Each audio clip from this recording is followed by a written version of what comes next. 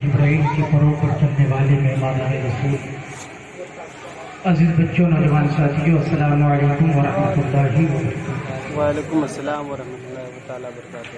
الحمد للہ نحمده ونستعینه ونستغفره ونؤمن به ونتوکل علیہ ونعوذ باللہ من شرور انفسنا ومن سیئات اعمالنا، من يهده الله فلا مضل له ومن يضلل فلا هادي له، ونشهد أن لا إله إلا الله وحده لا شريك له، أما بعد قال الله تبارك وتعالى في القرآن المجيد والفرقان الحميد: أعوذ بالله من الشيطان الرجيم، بسم الله الرحمن الرحيم، لقد كان لكم في رسول الله أسوة حسنة، آمنت بالله صدق الله العلي العظيم وصدق رسولنا النبي المتين المكين الكريم، ونحن على ذلك لمن الشاهدين والشاكرين والحمد لله رب العالمين۔ اعلیٰ حضرت عظیم البرکت، اچھے رضا، پیارے رضا، ہم سب کے رضا، امام احمد رضا خان فاضل بریلوی علی رحمت و رضوان کہتے ہیں: یا رسول اللہ، سرور کہوں کہ مالک و مولا کہوں تجھے، باغ خلیل کا گلے زیبا کہوں تجھے، لیکن رضا نے ختم سخن نصف کر دیا، خالق کا بندہ خلق کا آقا کہوں تجھے۔ اور جب میرے آقا مکے سے ہجرت کر کے مدینہ کی طرف نکلے ہیں تو نبی کے استقبال کے لیے مدینے کی چھوٹی چھوٹی بچیاں اپنے ہاتھوں میں دف لے کر یہ شعر پڑھ رہی تھی: طلع البدر علینا من ثنیات الوداع وجب الشکر علینا ما دعا للہ داعی۔ محترم حضرات، ممبر رسول پر مقتدر علماء کرام تشریف فرما ہے۔ آپ کے اس گاؤں میں پہلی دفعہ محب گرامی حضرت نقیب سیمانچل حضرت علامہ مولانا اول رضا میکش صاحب کی دعوت پر لبیک کہتے ہوئے حاضر ہوا۔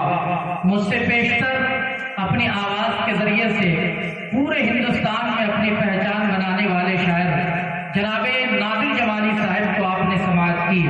سرے شام سے لے کر اب تک آپ نے مخصوص شعراء اور علماء کرام سے بیانات اور منقبت نعت کے اشعار سماعت کیے۔ بس تھوڑی دیر میں آپ سبھی حضرات کے سامنے حاضر ہو آیا ہوں، اور سب سے بڑی خوشی مجھے اس بات سے ہو رہی ہے، مجھے لگ رہا ہے کہ پورے بہار کا ایسا ایک سرکاری ادارہ میں آج دیکھ رہا ہوں جہاں کے اساتذہ کرام کے درمیان اتنے اچھے اخلاق موجود۔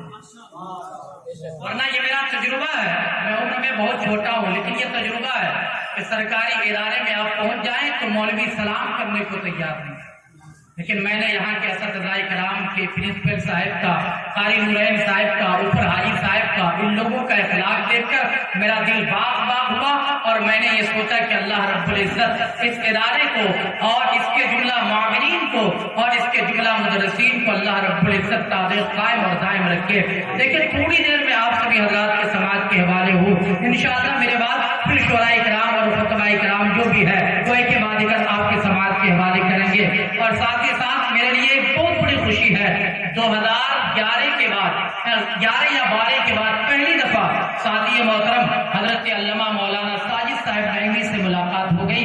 دل باغ باغ ہوا۔ دیکھیں تھوڑی دیر توجہ کریں، لیکن آج کی گفتگو سے پہلے عقیدت اور محبت کے ساتھ ہم اور آپ اپنے آقا رحمت للعالمین مراد المشتاقین شفیع المذنبین پیغمبر اعظم لمبے لمبے ہاتھوں سے بھیک لینے والے مدنی آقا جناب احمد مجتبی محمد مصطفیٰ روح فدا صلی اللہ تعالی علیہ وسلم کی بارگاہ میں اپنی غلامی کا ثبوت دیتے ہوئے بابا سے بلند درود پاک پڑھیں: اللہم صلی علی سیدنا شفیعنا نبینا مولانا محمد بارک وسلم، صلو علیہ الصلوۃ والسلام علیک یا رسول اللہ صلی اللہ تعالی علیہ وسلم۔ محترم حضرات، ذرا جملے پر غور کرنا، جب میں یہاں آپ کے ادارے میں آیا، آپ کے جلسے میں آیا، میں نے سامعین بہت دیکھے، لیکن جب اب مجھے تقریر کا جو وقت دیا گیا ہے، سامعین کم، مجھے سامعات زیادہ نظر آ رہی ہیں۔ میں سوچنے پر مجبور تھا،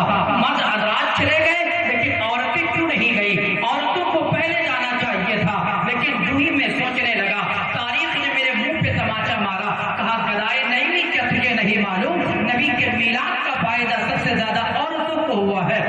میں نے تاریخ سے کہا ذرا یہ تو بتاؤ نبی کے میلاد کا فائدہ سب سے زیادہ عورتوں کو کیسے محسوس کرتا تھا؟ نبی کی آمد سے پہلے بھائی اپنی بہن کو اس لیے زمین میں گاڑ دیتا تھا کہ کہیں کہ میرے باپ کی دولت کو بانٹ کر نہ لے جائے. لیکن باقی اسلام نے بیٹیوں کے مقام کو اتنا بلند کر دیا کہ آج بوڑھا باپ بھی مزدوروں کی سر پہ کھڑا ہے. آج جوان بھائی بھی اپنی بہن کی خوشی کے لیے پردیش میں جا کر اوور ٹائم کام کرتا ہے. میں ادارے میں بیٹھا ہوں اور بڑی ذمہ داری کے ساتھ کہتا ہوں آج سے 5-6 سال پہلے جس ادارے میں میں رہتا ہوں اس ادارے میں چھت کا کام چل رہا تھا. میں سیمنٹ لینے کے لیے کشن گنج پہنچا لیکن اس کا جو ڈیلر تھا اس نے کہا مولانا میں سیمنٹ تو دے سکتا ہوں وقت کافی ہو چکا ہے ہمارے پاس کوئی مزدور نہیں ہے جائیے مزدور تلاش کر کے لائیے. کشن گنج میں ایک چوک ہے جس کو ڈی مارکیٹ کہا جاتا ہے. میں اس چوک پہ گیا میں نے جب مزدوروں کی سب دیکھا میں نے مزدوروں کی سب پہ ایک کمزور انسان کو دیکھا جس کے منہ میں دانت بھی نہیں ہے پیٹ میں آنکھ بھی نہیں ہے کمر اس کی ٹیڑھی ہو چکی ہے. میں نے اس مزدور کے ہاتھ کو پکڑا وحدہ لا شریک کی قسم میں نے اس مزدور کا ہاتھ پکڑ کے اسے چائے کی دکان پہ لے گیا. میں نے اسے ناشتہ کروایا میں نے چائے کی کپ اس کے ہاتھ میں دبائی. میں نے کہا چچا جان عمر کافی ہو چکی ہے آپ کی کمر بھی ٹیڑھی ہو چکی ہے روٹی کا سوٹ نوالا آپ کے لیے کافی ہے آپ مزدوروں کے سب پہ کیوں کھڑے ہیں کیا آپ کو اللہ نے بیٹا نہیں دیا ہے؟ اس بوڑھے باپ کی آنکھ میں آنسو آ گئے. اس نے کہا مولانا اللہ نے 4 بیٹے دیے ہیں لیکن چاروں بیٹا شادی کر چکا ہے اپنی بیوی بچوں کے ساتھ عیش و عزت کی زندگی گزارتا ہے مجھے روٹی کا ایک ٹکڑا بھی نہیں دیتا. میں کہنے لگا چچا جان تم مزدوری کرنے آئے ہو اور بھی کوئی مقصد ہوگا. اس بوڑھے باپ نے کہا مولانا مقصد صرف ایک ہی ہے میں مانگ کر اپنے پیٹ کو بھر سکتا ہوں لیکن گھر میں ایک جوان بیٹی ہے میں مزدوروں کی سب پہ اس لیے کھڑا ہوں جب میرے پاس دولت آ جائے گی جب بیٹی کو دہیج کے دینے کے لیے پیسے ہو جائیں گے تو میں اس بیٹی کو رخصت کر دوں گا. میں پریشان ہو گیا اور پروردگار یہ انقلاب لوگوں میں کہاں سے آیا یہ معاشرے میں تبدیلی کہاں سے آ گئی. جو باپ بیٹی کو زندہ دربار کرنے میں فخر محسوس کرتا تھا آج وہ باپ مزدوروں کی سب پہ بیٹی کی خوشی کے لیے کھڑا ہے. اور کو قریب لائے ابھی چند مہینے پہلے میں کلکتہ کی سرزمین میں ایک پروگرام کے لیے گیا تھا. قسم خدا کی لوگوں جب میں پروگرام ختم ہوا ہمارے علاقے کے کچھ نوجوان کو پتا چلا میں کشن گنج سے ہوں انہوں نے آیا کہا حاجی صاحب کب تک آپ رکیں گے؟ میں نے کہا آج میں رات یہاں رکوں گا. اس نے کہا چلے رات کی آج میرے گھر کھانے کی دعوت ہے. اللہ اکبر کبیرہ جب وہ نوجوان مجھے کمرے میں لے کر گئے میں اس نوجوان کو جانتا تھا میں اسے پہچان لیا. جب میں گیا میں نے کیا دیکھا 8-10 بھائی کے ایک چھوٹا سا روم ہے 6 نوجوان اس روم میں رہتے ہیں. میں نے اس نوجوان کا ہاتھ پکڑا میں نے کہا بھائی ایمانداری سے بتانا تم رشتے میں میرے قریب کے رشتے دار ہو ذرا ایمانداری سے بتانا گاؤں میں تیرے باپ نے عالیشان گھر بنایا ہے اور جب تو گھر لوٹتا ہے نا تیرا پورا باپ کہتا ہے بیٹا آج کی رات میرے ساتھ سو لے. تو اپنے باپ سے کہتا ہے نہیں میں الگ کمرے میں سوؤں گا. تیرا چھوٹا بھائی کہتا ہے بھیا آجا میرے ساتھ آجا آج کی رات تم میرے ساتھ سو لے چند باتیں محبت کی کر لوں گا. لیکن تم اپنے بھائی سے کہتے ہو نہیں آج کی رات مجھے تنہائی میں سونا ہے. اور مسلمانوں ذرا ذہن کو قریب لانا میں نے اس انسان سے پوچھا اور بھائی پردیش میں رہتے ہو گھر میں تجھے ایک کمرہ چاہیے سونے کے لیے اور پردیش میں اس چھوٹے سے کمرے میں 6 آدمی رہتے ہو آخر ایسا کیوں؟ تو اس نوجوان نے کہا مولانا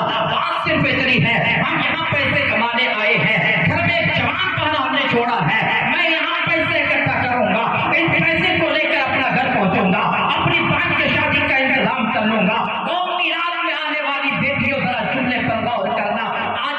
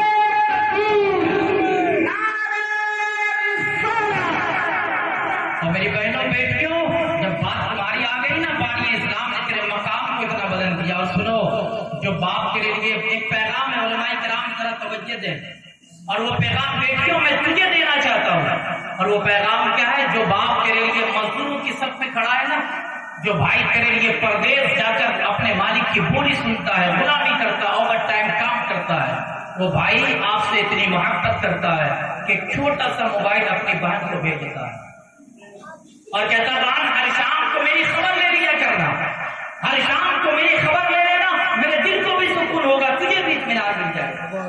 لیکن وہ آپ کو بہن اپنے بھائی سے بات کرتے کرتے کسی آوارہ کے ساتھ بات کرنے کا سلسلہ شروع کرتا ہے، اور ایک دن پھر وہ آتا ہے جو بھائی تیرے لیے لوگوں کی غلامی کرتا ہے، جو باپ مزدوروں کی سب پہ کھڑا ہے، اس باپ اور اس پردیس کے بھائی کو خبر ملتی ہے کہ میری بہن فلاں آوارہ کے ساتھ بھاگ چکی ہے۔ اب وہ بھائی معاشرے میں اپنی گردن کو اونچی نہیں کر پاتا، وہ باپ سماج میں اپنی نگاہ کو اونچی کر کے معاشرے کے لوگوں کے ساتھ بات نہیں کر پاتا۔ اور میری بہنوں، اگر اسلام نے تیرے مقام کو اتنا بلند کیا ہے تو پھر معاشرے میں بھی تجھے اپنی عزت کا خیال کرنا چاہیے، تجھے اپنے مقام کا خیال رکھنا چاہیے۔ آج تم اپنے جسم کو ایک کریم اور ایک پاؤڈر کے عوض میں بیچ رہی ہے۔ تیرا جسم اتنا سستا نہیں کہ کوئی ایک لباس دے کر تیرے جسم سے کھیل لے، بلکہ میں نے علماء سے یہاں تک سنا ہے کہ اگر ایک مرد پوری زندگی دولت کمائے اور کسی لڑکی کے جسم کو حاصل کرنا چاہے، وہ پوری زندگی دولت کما کر بھی کسی کے جسم کو ہاتھ نہیں لگا سکتا۔ لیکن بیٹیوں، آج معاشرے کی حالت دیکھیں، اب تاریخ آج جو ملک ہندوستان کی حالات دیکھیں، ہماری مسلم بیٹیاں آوارہ لڑکوں کے ساتھ، غیر قوموں کے ساتھ بات کرتی ہیں۔ اس کا نقصان سب سے زیادہ جو ہمارے معاشرے کو کیا ہے کہ چھوٹے سے موبائل نے کیا ہے۔ اس لیے بھائیوں، اگر تجھ کو بہن سے محبت ہے تو اپنی بہن کے ہاتھ میں موبائل نہ دینا، بلکہ حضرت فاطمہ الزہرا رضی اللہ تعالیٰ عنہا کی سیرت کی کتاب پڑھنا۔ اور یاد رکھو بہنوں، اگر تم نے حضرت فاطمہ کی سیرت پڑھ لی تو پھر تم آوارہ لڑکوں کے ساتھ، اور پھر ہماری بوڑھی مائیں، میں انشاءاللہ میلاد پر گفتگو کروں گا، لیکن چند باتیں آپ بھی سن لو۔ اگر یہ علماء کرام، ائمہ کرام اگر عورت سے کہنا امی نماز کیوں نہیں پڑھتی، امی شریعت کے مطابق زندگی کیوں نہیں گزارتی، وہ ماں جواب دیتی ہے مولویوں نے جینا مشکل کر دیا، اسلام نے ہمیں قید کر دیا۔ ماؤ، میں تیرے قدموں کے نیچے جنت کو اس وقت تلاش کروں جب تو اپنے اس قدم کی حفاظت کرنا جانے۔ آج عورتیں کہتی ہیں نا کہ اسلام نے ہمیں قید کر دیا۔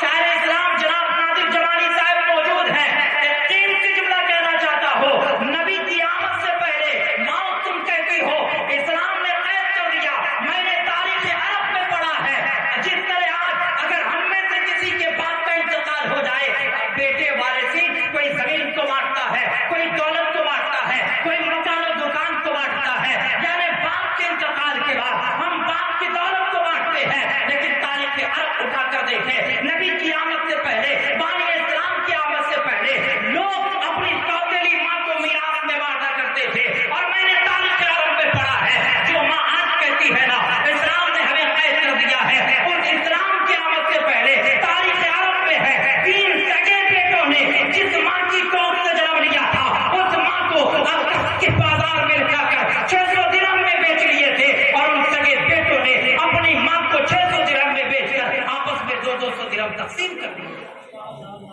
اجمائی کہتی اسلام نے ہمیں قید کر دیا، بانی اسلام نے ہمیں قید کر دیا۔ ماں سنو، اسلام کی آمد سے پہلے تیرا بیٹا تجھے بازار میں بیچتا تھا، لیکن جب بانی اسلام تشریف لائے، جب ربیع النور کی 12 تاریخ کو حضرت آمنہ کے لخت جگر کی ولادت ہوئی، میرے آقا نے جب دیکھا بیٹے اپنی ماں کو بازار میں بیچتے ہیں، میرے آقا نے اعلان کر دیا او ماں کو بیچنے والوں سنو، اب تیری ماں بازار میں نہیں بیچی جائے گی، تم جس ماں کو بازار میں بیچتے ہو میں نے جنت کو کھینچ کر اس ماں کے قدموں کے نیچے رکھ دیا ہے۔ اب ماں کی خدمت کرو، جب ماں راضی ہوگی تو رب راضی ہوگا، اور جب رب راضی ہوگا رب اپنی جنت کو تمہارے حوالے کرے۔ سبحان اللہ۔ اس لیے ماؤ، نبی کے میلاد کا فائدہ سب سے زیادہ تجھے ہوا ہے۔ بیٹیوں بہنوں، نبی کے میلاد کا سب سے زیادہ فائدہ تجھے ہوا ہے، ورنہ آج بھی تیرا باپ اگر نبی نہیں آتے تجھے زندہ درگور کر دیتا۔ آج بھی تیرا بھائی اپنی دولت کو بچانے کے لیے تجھے زمین پہ زندہ گاڑ دیتا، اور تیرا باپ تجھے گاڑنے میں فخر محسوس کرتا، اور ماں تیرا بیٹا تجھے کہیں بازار میں لا کر فروخت کر دیتا، تیرا بیٹا تجھے بازار میں لا کر بیچ دیتا۔ آج جو بیٹے ماں کے قدموں کے نیچے جنت کو تلاش کرتے ہیں نا، یہ نبی نور کی بار تاریخ کو تشریف لانے والے محمد رسول اللہ صلی اللہ علیہ وسلم کا واسطہ ہے کہ میرے آقا نے جنت کو کھینچ کر ماں کے قدموں سے نیچے رکھا۔ لیکن اب نوجوان بڑے مسکرا رہے ہیں کہ مولوی صاحب آج عورتوں پہ ہی برس رہا ہے، لیکن یاد رکھو نوجوانوں، جہاں ہمارے معاشرے کی عورتیں اپنی زندگی کو شریعت کے مطابق نہیں گزارتی ہیں، وہاں ہمارے معاشرے کے نوجوان بھی اپنی زندگی کو شریعت کے مطابق نہیں گزارتے۔ اور میری تقریر کے بعد اکثر نوجوان شکایت کرتے ہیں، حاجی صاحب آپ ہمیں بہت برا بھلا کہتے ہو، حاجی صاحب آپ جب ہمیں نادرہ الفاظ کہتے ہو۔ یاد رکھو نوجوانوں، میں ہر نوجوان کو برا بھلا نہیں کہتا، میں تو اس نوجوان کے ہاتھ چومنے کو تیار ہوں جو نوجوان اپنے بوڑھے ماں باپ کی خدمت کرتا ہے۔ میں اس نوجوان کو اپنے سینے سے لگانے کو تیار ہوں جو نوجوان اپنے بوڑھے ماں باپ کا خیال رکھتا ہے، اور جو نوجوان اپنے بوڑھے ماں باپ کا خیال نہیں رکھتا میں اس نوجوان کو ضرور برا کہتا ہوں۔ نوجوان کہتے ہیں حاجی صاحب آپ مجھے برا کہتے ہو، میں اس نوجوان کو کیوں نہ برا کہوں جس نوجوان کے ہاتھ میں 50,000 کا موبائل تو رہتا ہے لیکن اس نوجوان کو اپنے باپ کی پھٹی ہوئی چپل نظر نہیں آتی۔ میں اس نوجوان کو کیوں نہ برا کہوں جس نوجوان کے ہاتھ میں ہزاروں کا لباس ہوتا ہے لیکن اس نوجوان کو اپنی ماں کی پھٹی ہوئی ساڑی نظر نہیں آتی ہے۔ میں اس بیٹے کو کیوں نہ برا کہوں جو اپنے آوارہ دوستوں کے پاس ہوٹل میں جا کر ہزاروں خرچ کر دیتا ہے لیکن اپنے بوڑھے ماں باپ کو 2 وقت کی روٹی عطا نہیں کرتا۔ یاد رکھو نوجوانوں، تم جنت میں جانا چاہتے ہو، پیغمبر اعظم نے ارشاد فرمایا جنت کی خوشبو ہزاروں سال کی مسافت سے سونگھی جا سکتی ہے لیکن جو ماں باپ کا نافرمان ہے اللہ جنت کو دور کی بات ہے، نافرمان اولاد کو اللہ جنت کی خوشبو بھی عطا نہیں فرمائے۔ اس لیے لوگوں اگر جنت میں جانا چاہتے ہو نا اپنے بوڑھے ماں باپ کی خدمت کرو۔ اور یاد رکھو جس نبی کے میلاد کی محفل میں آپ آئے ہو نا اللہ نے ارشاد فرمایا لقد کان لکم فی رسول اللہ اسوۃ حسنہ، اور لوگوں تمہارے لیے رسول پاک کی زندگی سب سے بہترین زندگی ہے، رسول پاک کی زندگی اسوہ حسنہ ہے۔ جب رسول پاک کی زندگی اسوہ حسنہ ہے، رسول ہمارے آئیڈیل ہیں، تو پھر رسول پاک کی تعلیمات سے بھی عمل کرنے کی ضرورت ہے۔ ذرا زندگی دیکھیں نا، میرے آقا کا مطالعہ کریں کہ میرے آقا نے اپنی زندگی کو کس طرح سے گزارا۔ میرے آقا علیہ الصلوۃ والتسلیم کے پیارے دیوانوں، میرے آقا علیہ الصلوۃ والتسلیم مسجد نبوی میں امامت فرماتے، اور جب نماز سے فارغ ہوئے نا میرے آقا کی آنکھوں میں آنسو کے قطرے جاری ہو گئے۔ صحابہ نے پوچھا یا رسول اللہ کس چیز نے آپ کو رلا دیا؟ میرے آقا نے فرمایا صحابہ کسی نے مجھے نہیں رلایا۔ صحابہ عرض کرنے لگے یا رسول اللہ پھر آپ کی آنکھوں میں آنسو کیسا؟ صحابہ سے میرے آقا نے فرمایا مجھے ایک بات رلا رہی ہے۔ صحابہ نے پوچھا وہ کون سی بات ہے؟ میرے آقا نے فرمایا کاش آج میری ماں حیات سے ہو، میں مسجد نبوی میں امامت کرتا، پیچھے صحابہ کی جماعت ہوتی اور میں سورہ فاتحہ کی تلاوت کرتا اور ماں پیچھے سے محمد کہتی مجھے رب ذوالجلال کی قسم ہے نہ میں امامت کو دیکھتا، نہ صحابہ کے اقتداء کو دیکھتا، نہ سورہ فاتحہ کی تلاوت کو دیکھتا، بلکہ میں نماز کو چھوڑتا، میں اپنی ماں کی آواز پہ لبیک کہہ کے پہلے ماں کی خدمت میں جاتا۔ دیکھو جس نبی کے میلاد کے محفل تم نے سجایا ہے اس نبی نے اپنی ماں سے کتنی محبت کی، اور یہ تو میرے آقا کی اپنی ماں ہے نا، لیکن میرے آقا نے دودھ پلانے والی ماں کا بھی کتنا خیال رکھا ہے، میرے آقا نے دودھ پلانے والی ماں کے بچوں کا بھی کتنا خیال رکھا ہے۔ جب میرے آقا کی ولادت ہوئی نا آپ نے علماء سے مسجدوں میں نبی کی ولادت کا ذکر اکثر سنا ہوگا، میں اس پہ زیادہ جانا نہیں چاہتا۔ میرے آقا کی ولادت ہوئی اور عرب کا یہ طریقہ تھا کہ لوگ اپنے بچوں کو گاؤں دیہات کی باندیوں کو دیا کرتے تھے۔ حضرت حلیمہ سعدیہ کے حصے میں میرے آقا آئے اور حضرت حلیمہ نے میرے آقا کو اپنے دائیں پستان سے دودھ پلایا، اور میرے آقا علیہ الصلوۃ والتسلیم کو حضرت حلیمہ نے اپنے بائیں پستان رکھنا چاہا میرے آقا کے منہ میں، لیکن عدل کرنے والے انصاف کرنے والے پیغمبر جانتے تھے کہ میرا ایک رضائی بھائی بھی ہے۔ حضرت حلیمہ کے دائیں پستان کے دودھ کو میرے آقا نے پیا اور بائیں پستان کے دودھ کو اپنے رضائی بھائی حضرت حلیمہ کے بیٹے کے لیے۔ لیکن میں یہاں رک کر آپ کو ایک پیغام دینا چاہتا ہوں، میں میلاد بیان کروں گا وعدہ ہے میرا، لیکن کچھ پیغام لے کر جاؤ۔ ہر دن میلاد کی محفل میں جاتے ہو، جلسے بہت ہوتے ہیں لیکن عمل کتنا کر پاتے ہو ذرا اپنے گریبان میں جھانک کر۔ ہمارا حال تو یہ نا ایک ماں کی کوکھ سے اگر 4 بھائی جنم لیتے ہیں نا، اس 4 بھائی میں اگر ایک غریب ہو جائے نا تو ہم امیر بھائی اپنے غریب بھائی کو بھائی کہنے میں شرمندگی محسوس کرتے ہیں۔ ہم دور کے امیر رشتہ دار کو اپنے بچوں کی شادی میں پہلے بلائیں گے لیکن اپنے غریب بھائی اور اس کے بچوں کو سب سے بعد میں ہمارے گھر سے دعوت دیں۔ وہ اللہ کے بندو، لیکن آؤ ابھی محرم الحرام کا مہینہ گزرا نا، اللہ اکبر کبیرہ. کربلا والوں کے داستان سنتے ہیں آپ، اور میں اکثر کہتا ہوں قسم خدا کے لوگوں، کربلا والوں کے داستان بیان کر کے آپ کے جذبات سے کھیلنا مقصد نہیں رہتا، آپ کے آنکھوں سے آنسو گرانا مقصد نہیں رہتا، بلکہ کربلا والوں کی تعلیمات آپ تک پہنچانا میرا مقصد رہتا ہے. جب تاریخ کربلا ہوگی نا، داستان کربلا کے بعد ایک انسان ہے تاریخ اسلام میں جس کا نام مختار ثقفی ہے.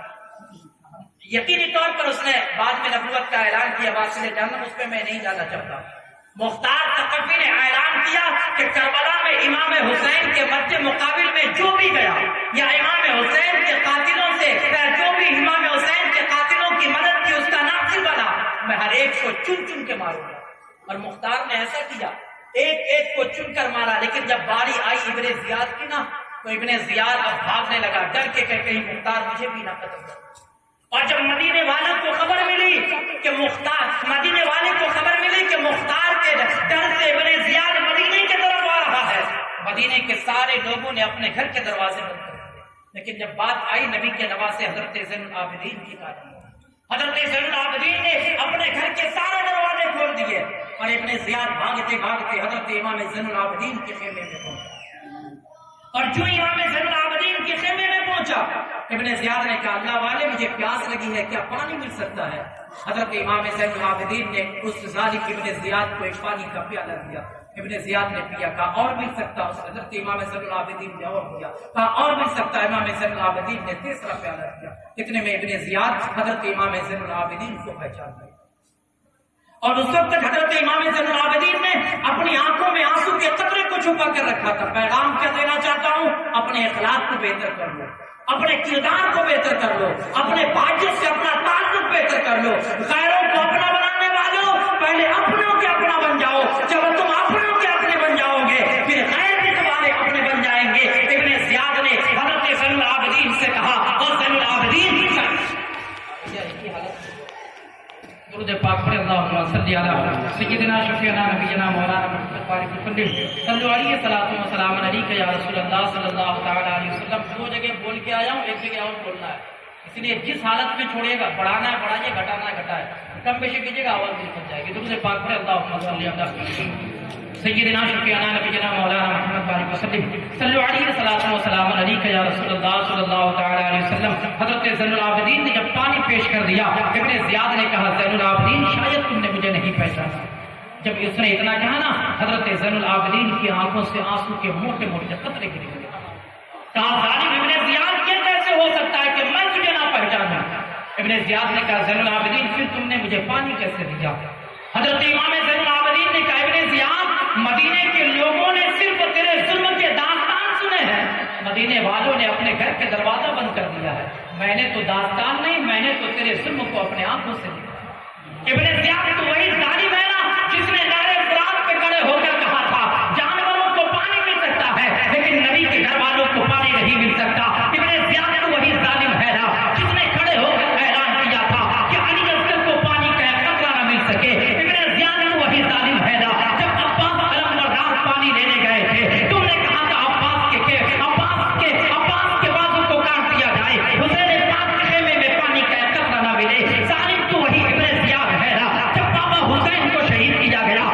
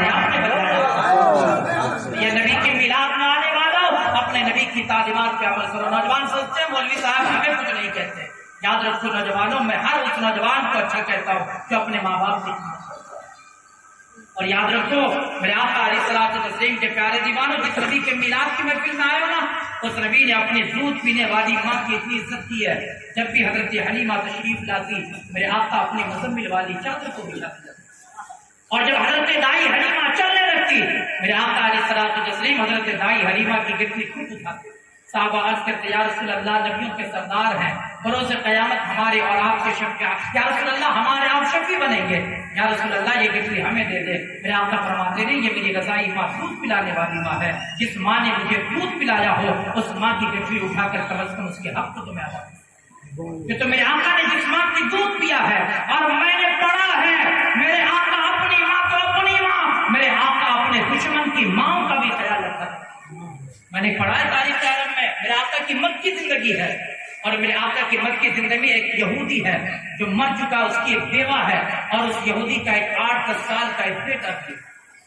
और अल्लाह के अंदर जरा गौर करना, उस यहूदी खातून के जिस्म का लिबास पड़ चुका है, उसका नंगा जिस्म देख रहा है। उस बेटे ने एक दिन अपनी माँ से कहा, अम्मी जान अगर इजाजत दे दो अपने चचा से एक लिबास मांग कर लाओ ताकि आपके नंगे जिस्म को छुपा सको। माँ कहती है बेटा ये अरब है, यहाँ बेवाओं का कोई सहारा नहीं है, या यतीमों का कोई माँ मजा नहीं है। अल्लाह अकबर कबीरा, वो बेटा अपनी माँ से मोहब्बत करने वाला होता है, वो अपनी माँ से इजाजत लेकर अपने चचा के पास गया है, और अपने चचा से जाकर कहने लगा, वो चचा आपको मालूम है मेरा बाप तो मर चुका है, मैंने एक बेवा माँ है जिसका लिबास पड़ चुका है, वो चचा आपके पास इसलिए आया हो ताकि एक लिबास अता कर दो ताकि माँ के नंगे जिस्म को छुपा सको। अल्लाह अकबर कबीरा, उस जालिम चचा ने अपने भतीजे को लिबास न दिया बल्कि उसे मारा और कहा जालिम यहाँ से हट जा, जब तेरा बाप मरा था उसने तेरी माँ को हमारे हिवाले न किया था, जब तेरा बाप मरा था उसने तुम्हें हमारे हिवाले नहीं किया था। वो बच्चा रोते हुए अपने घर की तरफ निकला है, रास्ते में मेरे आका के सहाबी से मुलाकात हुई, मेरे आका के सहाबी ने जब रोते हुए बच्चे को देखा, मेरे आका के सहाबी ने उसे रोका और कहा बेटा क्या बात है, क्यों रो रहे हो। उस बच्चे ने अपनी सारी बात सुनाई, उसने कहा अपने चचा के पास एक कपड़ा मांगने गया था, जालिम चचा ने कपड़ा न दिया बल्कि मुझे मारा पीटा, मैं रोते हुए अपने घर को जाता हूँ। जब उस बच्चे ने इतना कहा मेरे आका के सहाबी मुस्कुरा दिए। उस यहूदी के बेटे ने कहा, ओ इंसान तुझे मेरी गुर्बत पे हंसी आती है, तू मेरी मुफ्लिसी पर मुस्कुराता है। नबी के सहाबा ने कहा नहीं रहे, मैं तेरी गुर्बत पे नहीं हंसता हूँ बल्कि मैं तो अपने महबूब के दर को देखकर मुस्कुरा रहा हूँ। उस बच्चे ने कहा किस महबूब की बात करते हो। मेरे आका के सहाबी ने कहा हमारा एक महबूब है जो हरम के अंदर रहता है, जो हमारे महबूब के पास जाता है, हमारा महबूब किसी को खाली नहीं लौटाता है। वो बच्चा अपना घर गया, माँ पूछती है बेटा क्या तेरे चचा ने लिबास दिया। वो बेटा कहने लगा अम्मी नहीं चचा ने लिबास न दिया। माँ कहती है बेटा मैंने पहले कहा था ये अरब है जहाँ बेवाओं का कोई सहारा नहीं है। उस बेटे ने कहा अम्मी जान लेकिन सुने एक बात जरूरी है, वो ये है मैंने एक घर का पता मालूम कर दिया है।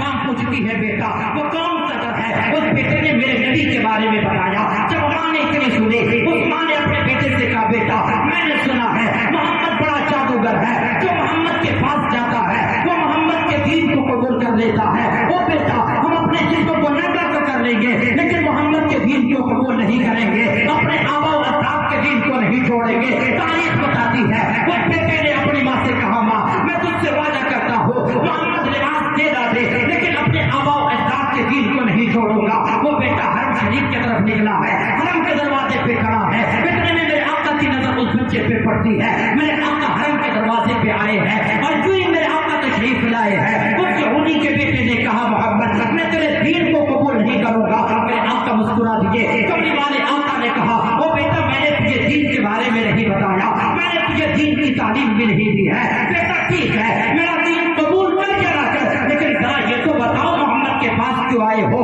उस यहूदी के बेटे ने कहा ओ मोहम्मद मैंने सुना है जब तेरे पास आता है तो किसी को खाली नहीं लौटाता है। मेरे आका ने कहा तुझे क्या चाहिए। उस यहूदी के बेटे ने कहा मैं एक यहूदी का बेटा हूँ,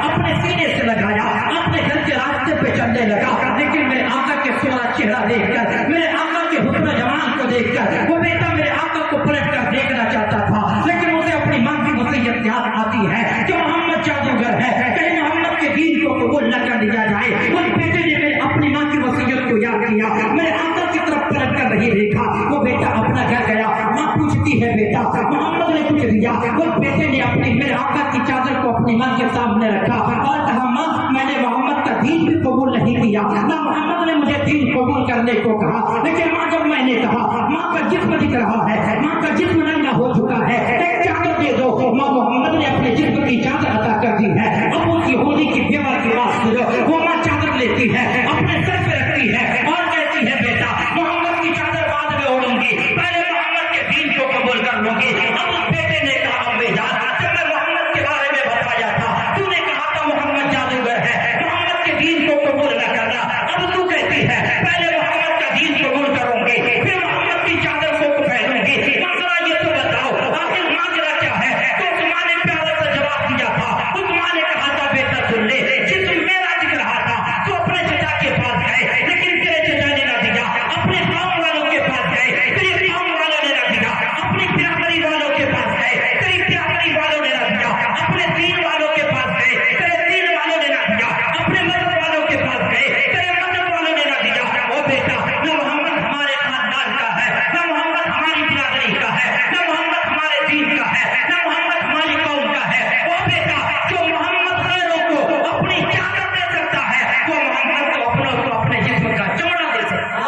सुभान अल्लाह, सुभान अल्लाह। और क्या मुसलमानों इस नबी के मीलाद की महफिल में आए हो, वो नबी दूसरों की माँ के जिस्म का इतना ख्याल रखते हैं, लेकिन जरा हम सोचे कि हमने जिस बीवी की आंचल में हम क्या सो जाते हैं कि हमें अपने माँ बाप की कुर्बानियां हम फरामोश कर देते हैं। इसलिए अल्लाह के बंदो और बड़ी जिम्मेदारी के साथ इन उलमाए किराम की मौजूदगी में अगर किसी को तकलीफ हो अल्लाह के लिए माफ करना। आज हमारे माशरे की हालत क्या मालूम है आपको? अगर इलाके में कोई पीर साहब अभी मैं आया ना बूढ़े बूढ़े, अभी मैं यहाँ आते कौन सा तो कसम खुदा की ये बूढ़े लोग आकर मेरे हाथ चूम रहे थे, वो ताजुब हुआ कि अल्लाह ये क्या है। तब वो छोटा हूँ लोग मेरे हाथ को चूमने लगे और मैंने वहां भी ये पैगाम दिया। हमारे इलाके के नाते में क्या आदत मालूम है? अगर कोई पीर साहब आ जाए ना लोग नजराना भी देंगे, पीर साहब का झूठा भी खाएंगे, हाथ भी चूमेंगे, पैर भी चूमेंगे और फिर कहेंगे पीर साहब मेरे हक में दुआ कर। ये सच्चाई है।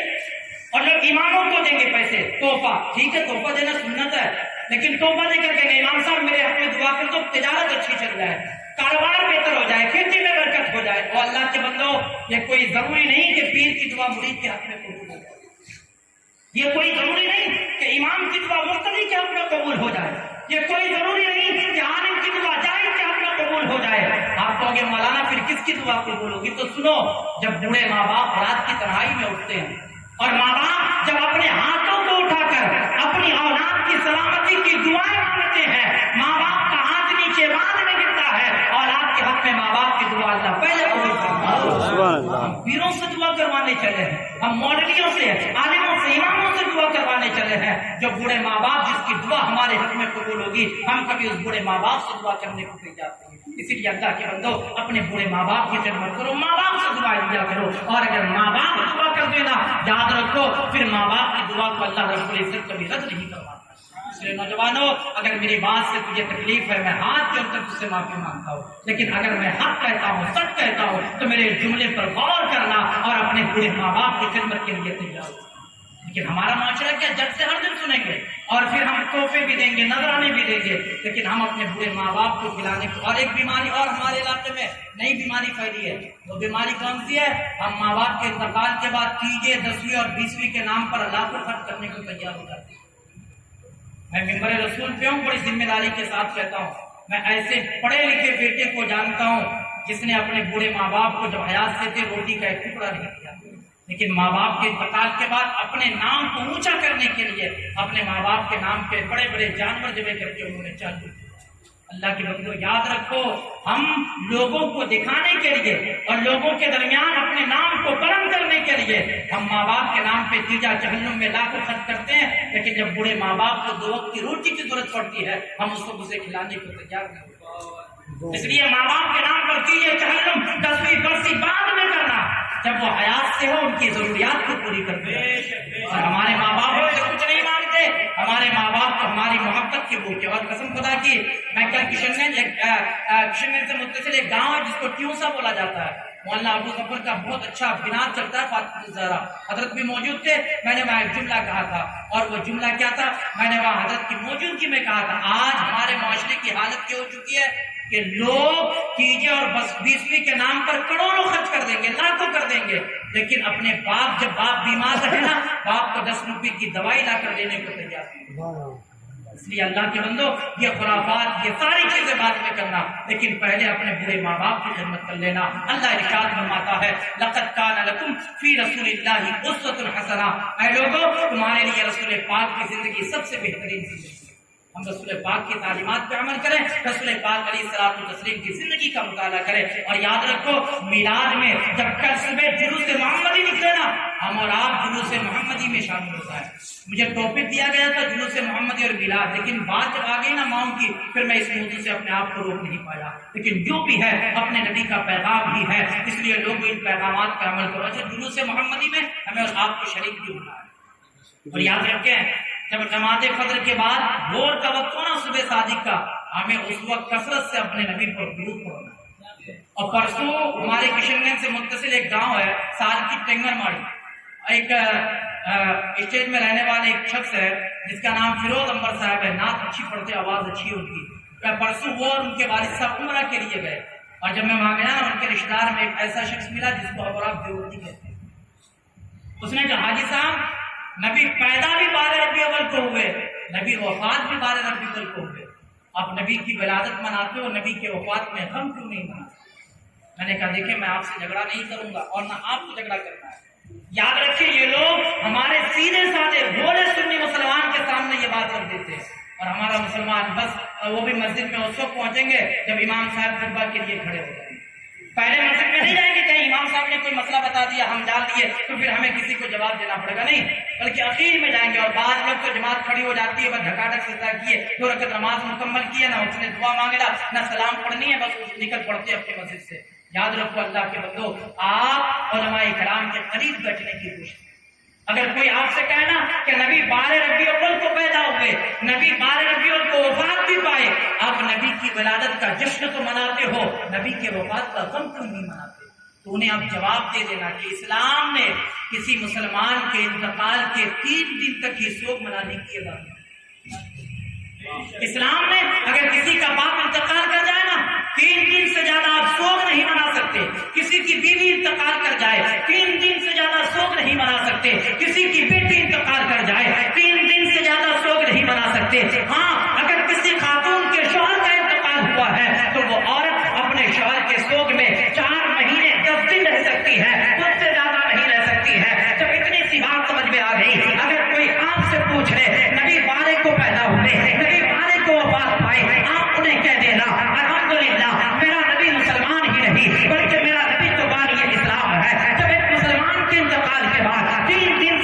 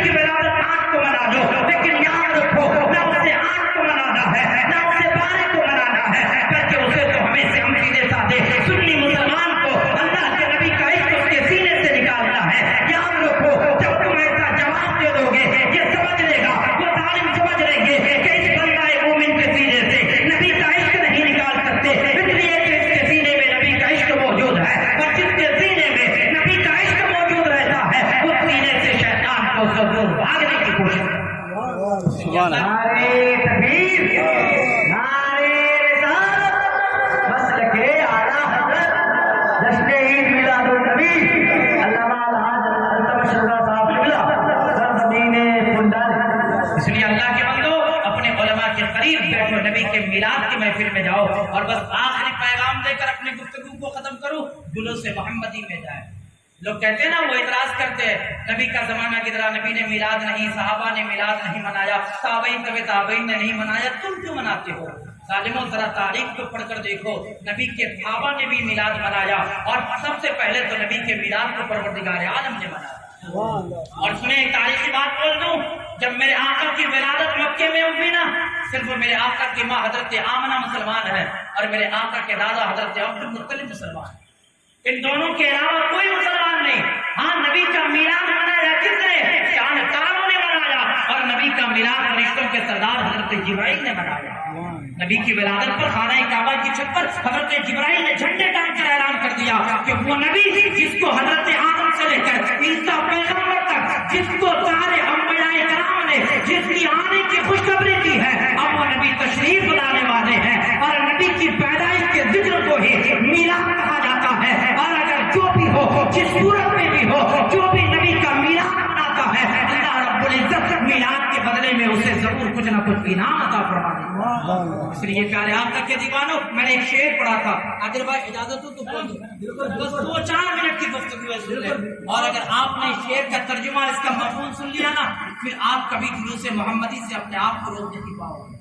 پھر یہ شعرا جو نعت پڑھتے ہیں نا، پھر آپ کبھی نہیں کہو گے کہ یہ شعرا جو ہے گانے کی طرز پہ نعت پڑھتے ہیں اور نبی کی محفل میں گانا گاتے نہیں، بلکہ نبی کی نعت پڑھنا یہ مدینے والے بچیوں کی بھی پیاری سنت ہوا کرتی ہے۔ جہاں حضرت حسان کی سنت ہے، وہاں مدینے کی چھوٹی چھوٹی بچیوں کی سنت ہے۔ بھائی آپ کو معلوم ہے، جب میرے آقا 53 سال عمر ہوئی نا میرے آقا کی، میرے آقا جب مکے سے ہجرت کر کے مدینہ چلے اور مدینے کے لوگوں کو خبر ملی کہ میرے آقا تشریف لانے والے ہیں، تو مدینے کے لوگ اپنے سارے کام کو نپٹا کر، ایک پہاڑی ہے جس کو ودا کی پہاڑی کہا جاتا ہے، اچھا ایک چیز اور بھی سن لے، اس پہاڑی کو ودا کی پہاڑی کیوں کہا جاتا ہے؟ اگر کنڈالے والوں آپ کے یہاں کوئی مہمان آتا ہے تو آپ اپنے مہمان کو اپنے حساب سے رخصت کرتے ہو، کوئی اپنی گلی میں چھوڑتا، کوئی روڈ پہ لے جاتا، کوئی چوک پہ لے جاتا، کوئی بائسل پہ لے جا کے چھوڑتا، اور مدینے والوں کا یہ طریقہ تھا کہ جب اس کے ہاں کوئی مہمان آتے وہ ایک پہاڑی میں چھوڑتا، اور اسی پہاڑی کو رخصتی کی پہاڑی یعنی ودا کی پہاڑی کا، اور میرے آقا مکے سے ہجرت کر کے اسی ودا پہاڑی کے درمیان سے نکلے تھے، اور جب مدینے والوں کو خبر ملی کہ آقا تشریف لانے والے ہیں، مدینے والوں نے اپنی بچیوں کے ہاتھ میں کف دیا، اور وہ بچی میرے آقا کے استقبال میں کھڑی ہو گئی، اور جب میرے آقا اس ودا پہاڑی سے نکلی ہے، میرے آقا کو دیکھ کر، میرے آقا کے روح انور کو دیکھ کر ان مدینے کی بچیوں نے پڑھنا شروع کیا، طلع البدر علینا من ثنیات الوداع وجب الشکر علینا ما دعا للہ داعی۔ ذمہ دار علماء کرام ہیں، طلع جب لو سے والے ہوتے ہیں نکلنا، اس لیے جب صبح صادق ہونے والا ہوتا ہے، جب امام صاحب اعلان کرتے ہیں وہ نمازیوں کو طلوع آفتاب ہو گیا، اب فجر کی نماز 20 منٹ تک روک دی جائے، کیا مطلب؟ یعنی سورج نکلنے والا ہے، اور جب میرے آقا اس ودا پہاڑی کے درمیان سے نکلے، میرے آقا کے روح انور کو دیکھ کر، میرے آقا کے حسن و جمال کو دیکھ کر ان بچیوں نے میرے آقا کے چہرے کو چودھری کا چاند کہہ دیا۔ یاد رکھو، عربی میں قمر چاند کو کہا جاتا ہے، لیکن چاند جب 14 تاریخ میں پورے شباب پر ہوتا ہے اب اسے قمر نہیں، اسے بدر کہا جاتا ہے، اس لیے کہ میرے آقا کا چہرہ اتنا منور تھا، اتنا نور والا تھا، ان بچیوں نے میرے آقا کے چہرے کو قمر نہیں بلکہ میرے آقا کے چہرے کو بدر سے تشبیہ دی ہے۔ لیکن پھر کسی ہندوستان کے عاشق نے کہا چاند سے تشبیہ دینا یہ بھی کیا انصاف ہے، چاند میں تو داغ ہے نبی کا چہرہ صاف۔ طلع یقو کے معنی نکلنا اور بدر کے معنی ہوتے ہیں 14ویں کا چاند۔ طلع البدر علینا، ہمارے اوپر 14ویں کا چاند نکلا، اور بچیوں کہاں سے نکلا؟ من ثنیات الوداع، یعنی ودا پہاڑی کے درمیان سے 14ویں کا چاند نکلا۔ وہ بچیا جب 14ویں کا چاند نکل گیا تو اب 14ویں کے چاند کے نکلنے کے بعد کیا کرنا چاہیے؟ وہ بچیا کہتی ہے وجب الشکر علیہ، جب اللہ نے اپنا محبوب بھیج دیا، جب اللہ نے 14ویں کے چاند کو بھیج دیا تو وجب الشکر علینا، اس 14ویں کے چاند کو بھیجنے کی وجہ سے ہمارے اوپر واجب ہے کہ ہم اللہ کا شکر بجا لائیں۔ اور بیٹیا کب تک اللہ کا شکر بجا لانا ہے؟ وہ بیٹیا کہتی ہیں ما دعا للہ داعی، دعا یدوں کے معنی ہوتے ہیں لینا، پکارنا۔ وہ بیٹیا کہتی ہے وہ پوچھنے والوں کہ نبی کی آمد کی وجہ سے کتنے دن تک اللہ کا شکر بجا لانا ہے؟ وہ بیٹیا کہتی ہے ما دعا للہ داعی، اس روئے زمین پر جب تک اللہ کا نام لینے والا موجود ہے اس اللہ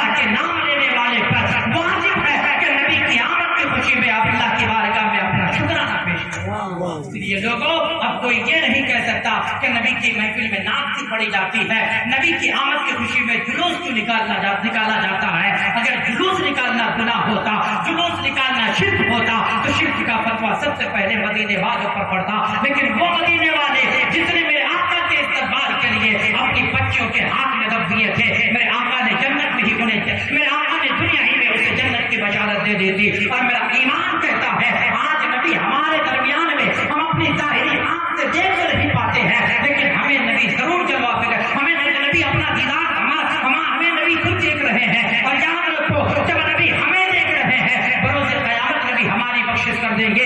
जो कुछ नाले के कुछ लोग थे जो आराम से अपने बिस्तरे पे सोए रहे थे, लेकिन कुछ ऐसे लोग भी थे जो मेरी मोहब्बत में नींद को छोड़ा था और मेरी महफिल में बैठकर उलमाए किराम से मेरी बातें सुन लिया करता था। अगर नबी ने हमारे ऊपर निगाहे कर्म डाल दिया, हमारी दुनिया भी बेहतर हो जाएगी और परवरदिगार आलम हमारी आखिरत भी बेहतर होगी। इसलिए तो आला हज़रत कहते हैं हश्र तक डाले कि हम पैदाइश मौला की धूम मिस्र फारस नजद के कीले गिराते जाएंगे और खाक हो जाए आदू जलकर मगर बनकर रजा, तब में जब तक दम है जिक्र उनका सुनाते जाएंगे। और किसी शायर ने कहा था अपना अंदाज जमाने से जुदा रखते हैं, हम तो महबूब भी महबूब खुदा रखते हैं।